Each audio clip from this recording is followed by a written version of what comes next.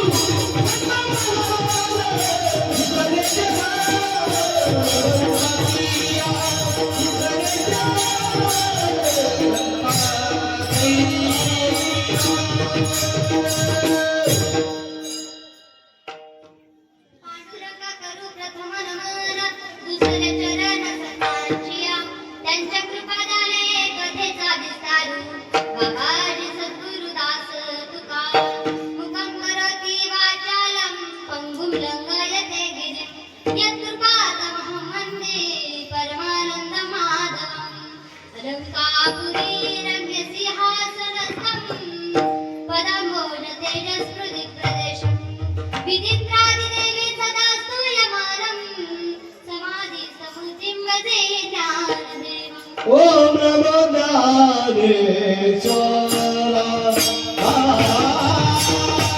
ओम नमो ज्ञानेश्वरा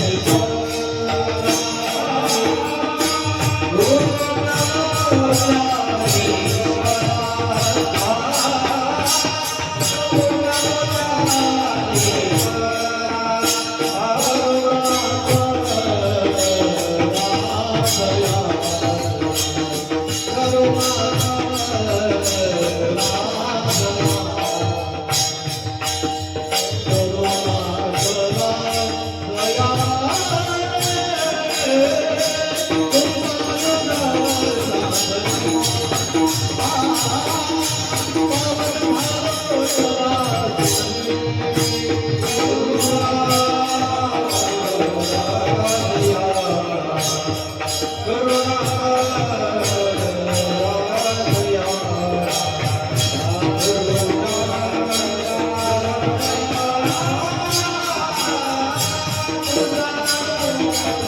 नमो ओम नमो ज्ञानेश्वरा करुणाकरा दयाळा तुमचा अनुग्रह लाभलो पावन झालो चराचरी लोकाभिरामं रणरंगधीरं राजीवनेत्रं रघुवंशनाथं कारुण्यरूपं करुणाकरं श्रीरामचन्द्रं शरणं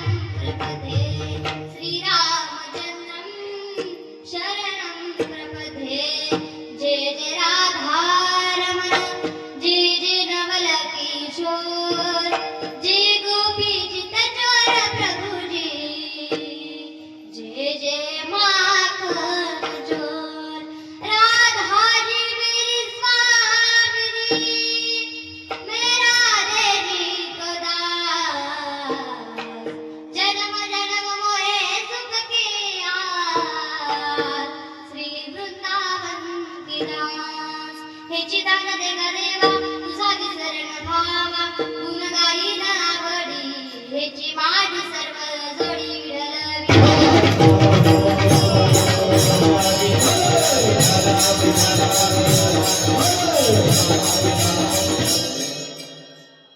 प्रस्तुत प्राप्त प्रसंगी प्राप्तस्थळ कीर्तनरूपी सेवेकरता घेतलेला अभंग महान भगवत भक्त संत श्रेष्ठ संत सम्राट विश्ववंदी महाराष्ट्र भूषण व वैराग्याचे मूर्तिमंत पुतळे, भक्तीचे शिरोमणी, वारकरी संप्रदायाला कलशस्थानी शोभून दिसणारे वारकरी संप्रदायाचे भूषण, जगद्गुरु जगद्वंदनीय श्रीमंत श्री संत जगद्गुरु तुकोबाराय यांचा 4 चरणांचा तुमच्या आमच्या परिचयातील उत्कृष्ट असा अभंग आज आपण सेवेसाठी घेतलेला आहे. विठ्ठल विठ्ठल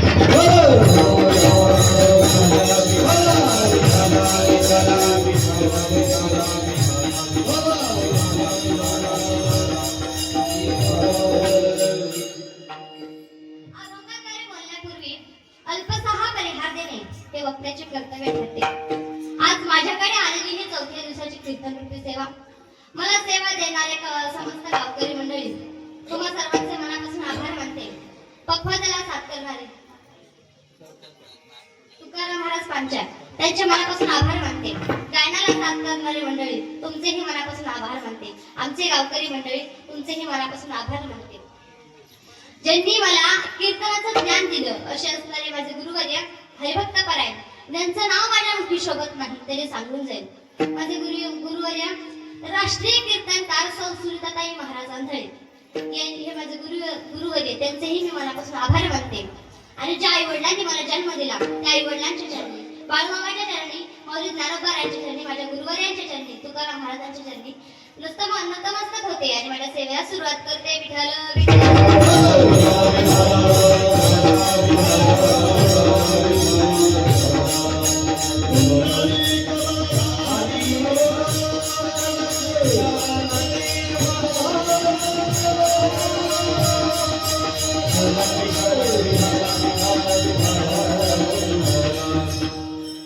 या अभंगामध्ये जगद्गुरु तुकोबारा देवाकडे मागतात, देवा हा जो जन्म मला प्राप्त झालाय ना त्या जन्मामध्ये मला तुझा दास बनून राहू दे. तुझा विसर कधीच नको पडू देऊ. हेची दान दे गा देवा तुझा विसर न व्हावा. तुझं गुण मी आवडीने करेन. तुझं गुण अंतकरणातून ध्यानामनातून करेन. सदा तुझा ध्यास धरेन. गुण गाई नावडी हेची माझी सर्व जोडी. कुठल्याच प्रकारची वासना माझ्या मनामध्ये आणू नकोस. ना धन ना संपत्ती सर्व काळ तुझ्या संगतीत राहू दे. तुझाच परमार्थ माझ्या हातून घडू दे. कारण देवा माझं सर्वस्व मी तुझ्या चरणावरती समर्पित केले. तुका म्हणे घालू दयावरी भार वागवा संसार देवा पायी. तुकाराम महाराज म्हणतात धन आणि संपत्ती यापासून मला मुक्त कर. सदा सर्व काळ तुझाच परमार्थ माझ्या हातून घडू दे. न लगे मुक्ती धन संपदा संत संगे देई सदा. देवाचं नामचिंतन सदा सर्व काळ माझ्या हातून घडू दे. तुकाराम महाराज म्हणतात की अशा प्रकारची कृपा जर तू माझ्यावरती केलीस कितीही जन्म मिळाले तरी दुःख निर्माण होणार नाही. प्रत्येक वेळेस जन्माला आल्याच्या नंतर अखंड नामचिंतन माझ्या वाणीतून घडू दे. सदा सर्व काळ तुझी सत्संगत घडू दे.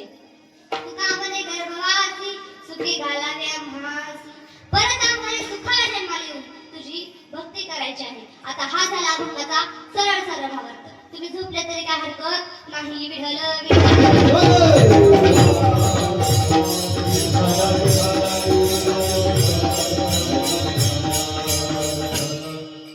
संसाराच्या नावाने शून्य घालणारे तुकोबारा देवाकडे मागणं मागतात हे ऐकून नवल वाटतं. संसाराच्या नावे घालून या शून्य वारता तुले धर्मागे वारता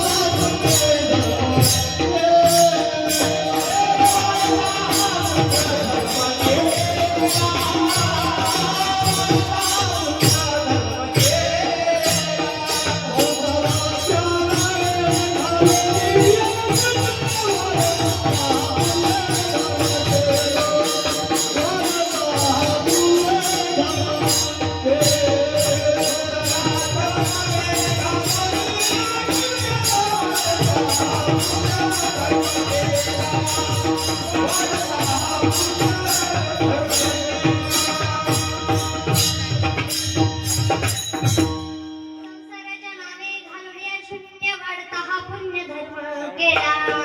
ज्या तुकोबाराला संसाराची आवड होती, संसारात असून सुद्धा नसल्यासारखं होतं. संसारी असावे असून नसावे. फक्त देवाकडे काही मागत नाहीत असं असतं. पण माझ्या तुकोबारांकडे काय कमी होतं? तुकोबारांकडे धन होतं, संपत्ती होती. एवढंच नाही तर गावचे सावकार माझे तुकोबारे होते. एवढं सगळं तुकोबारांकडे असून तुकोबाराने देवाला दान मागितलं. तुकोबारांचंच नाही तर आपल्यासारखा सामान्य माणूस सुद्धा देवाला दान मागतो की नाही? मागतो, देवाला दान मागतो. माझे संत सुद्धा देवाला दान मागतात. पण सामान्य माणूस स्वतःसाठी दान मागतो. तसेच माझे संत जनकल्याणासाठी, जगहितासाठी आणि देवासाठी दान मागतात. काही लोक स्वतःच्या हितासाठी देवाला दान मागतात. एक देवाची किती वर्ष तपश्चर्या करत बसतात. एकदा का देव प्रसन्न झाले की देवाकडे काय मागतात? तर संसारिक काहीतरी मागतात आणि दुसऱ्याचं नुकसान करावं यासाठी काहीतरी मागतात. बघा, तुम्हाला एका दृष्टांताद्वारे सांगून जाईल. तीन काळे माणसं असतात. तीन काळ्या माणसं असतात. त्यावेळेस ते किती दिवस, महिने, कितीतरी वर्ष ते देवाची तपश्चर्या करत असतात. देवाची तपश्चर्या करत असतात. किती वर्षांनी त्यांना देव प्रसन्न होतो. देव प्रसन्न झाल्यानंतर देवाला मागून मागून काय मागतात? देव प्रसन्न झाल्यानंतर देव पहिल्याकडे जाऊन त्याला विचारतो, तुला काय पाहिजे? तो म्हणतो, देवा, माझ्याकडे सगळं काही आहे, मला फक्त गोरं कर. काय कर? गोरं कर. देव त्याला तथास्तु म्हटले. दुसऱ्याकडे गेले, त्याला विचारलं, तुला काय पाहिजे? तो म्हटला, देवा, मला ही गोरं कर. देव त्यालाही तथास्तु म्हटले. शेवटी तिसऱ्याकडे गेले, त्याला विचारलं, तुला काय पाहिजे? तो म्हणाला की देवा, माझ्याकडे धन आहे, संपत्ती आहे, सगळं आहे, मला फक्त या जगामध्ये माझ्यासारखा दिसणारा माणूस एकही नाही, म्हणून त्या दोघांनाही काळं कर. आता देव काय म्हणणार आहे का? त्यांनी आता गोरं मागितल्यानंतर तू काळा माग. देव काय म्हणणार आहे का? देव त्यालाही तथास्तु म्हटले आणि देव निघून गेले. सांगण्याचं तात्पर्य एवढंच, स्वतःच्या हितासाठी न मागता लोकांचं नुकसान कसं करता येईल यासाठी लोक देवाकडे काहीतरी मागत असतात. माझे संत काय मागतात हो? माझे संत म्हणतात की देवा, एकच दान माझ्या पदरात घाल. हा जो जन्म मला प्राप्त झालाय त्या जन्मामध्ये मला तुझा दास बनवून राहू दे. तुझा विसर होऊ देऊ नकोस. या मुखाने सर्व काळ तुझं नामस्मरण करावं. कसं? राधे राधे हो राधे राधे, राधे राधे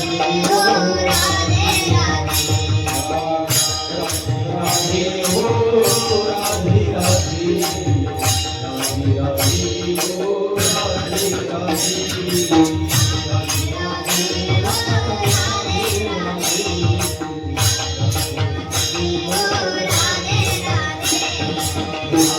राधे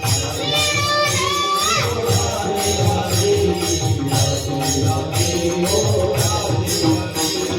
राधे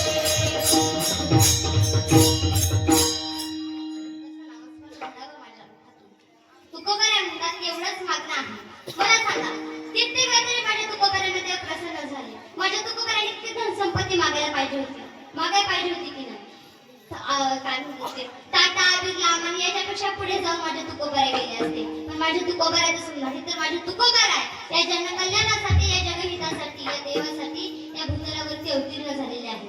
एवढेच नाही महाराज, तर जगाच्या माय बापाला, जगाच्या पांडुरंग परमात्माला, जगाच्या चालक मालकाला सुद्धा माझे तुकोबार म्हणतात.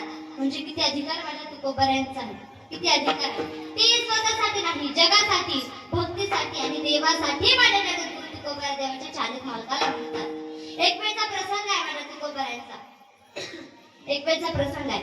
दर एकादशीला माझे तुकोबार आहे माझ्या पांडुरंग परमात्म्याचं दर्शन घेण्यासाठी जायचे. दर एकादशीला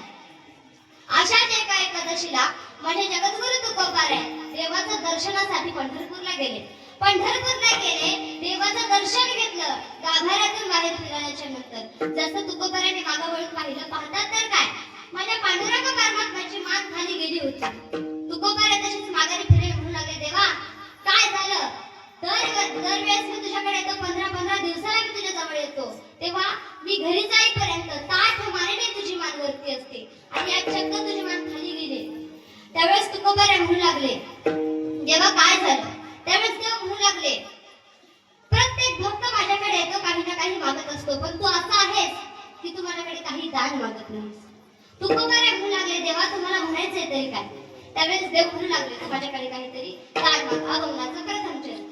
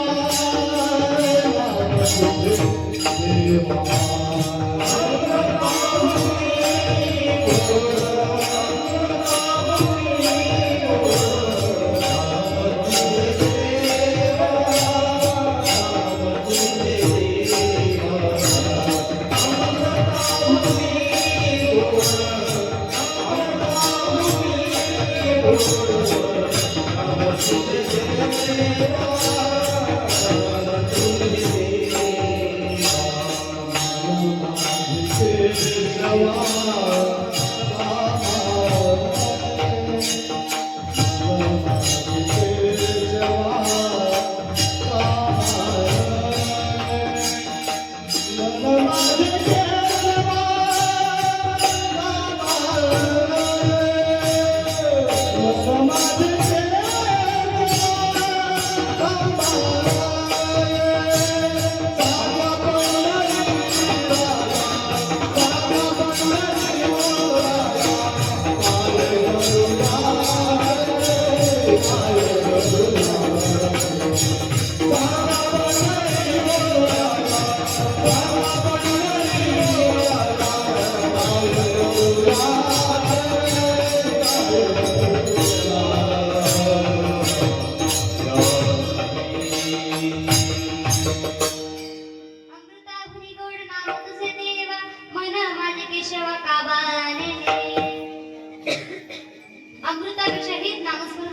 गोड आहे. गोड तुझे रूप गोड तुझे नाम देई माझं प्रेम सर्व काळ. एका आशेने मी तुझ्याकडे दान मागायला आलो आहे. कठी राहू नाम अंग भरूया प्रेम ऐसे काही द्यावे प्रेम आले पतित शरण. देवा मला तुझी आठवण आली तर सतत तुझी सेवा करेन, सतत तुझं नामस्मरण करेन, सतत तुझं गुणवर्णन करेन. कारण तुझ्या माझ्या चित्तामध्ये तुझ्याशिवाय दुसरं काहीच नसणार. तुझ्या माझ्या चित्तात तुझ्याशिवाय दुसरं कशाचीच आवड राहणार नाही. कारण देवा मला माहितीये या जगामध्ये सत्य मात्र तू एकटाच आहेस. सत्य तू सत्य तू सत्य तू विठ्ठला. एवढंच नाही तर तुकोपर्यंत एक विषय सुद्धा भगवान परमात्मा झाला होता. तुकोपर्यंत व्यवहारातील एकही गोष्ट आवडत नव्हती. विषय तो त्याचा झाला नारायण नावडे जनधन माता पिता. कारण संतांचा सुद्धा एक आवडीचा विषय असतो. संतांचा सुद्धा एक आवडीचा विषय असतो.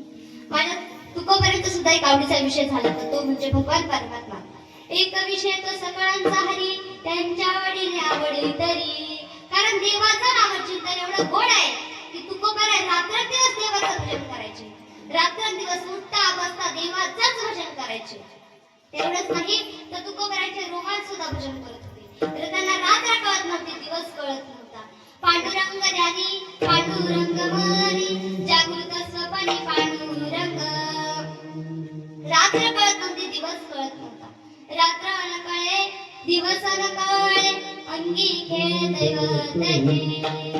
सदा सर्व काळ त्या देवाचं नामचिंतन करायचे. सदा सर्व काळ देह भान विसरून विधेय अवसित असायचे माझे तुकोबराय.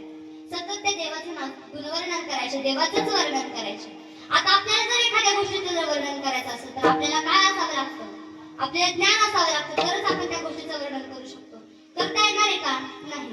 उदाहरणाद्वारे बघा, आपल्याला जर राजाचं वर्णन करायचं झालं, राजाचं वर्णन करायचं झालं तर आपल्याला काय व्हावं लागतं?